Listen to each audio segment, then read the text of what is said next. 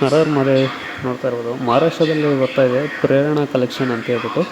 ಅಂದರೆ ಆಲ್ಮೋಸ್ಟು ಅಲ್ಲಿ ಹೋಗ್ತಾ ಇದೆ, ಬಟ್ ಅಣ್ಣವ್ರು ಬಂದು ರಿಟರ್ನ್ ಕರ್ಕೊಂಬಂದರು. ಕರಿತಾ ಇದ್ದಾರೆ ಬನ್ನಿ ನಿಮ್ಮನ್ನು ಅಂತ ಹೇಳ್ಬಿಟ್ಟು. ಅಂದರೆ ಅವರು ಕರೆದು ಕೇಳಿದ್ರು ಎಲ್ಲೆಲ್ಲಿ ಹೋಗಿದ್ದೆ ಅಂತ ಹೇಳ್ಬಿಟ್ಟು.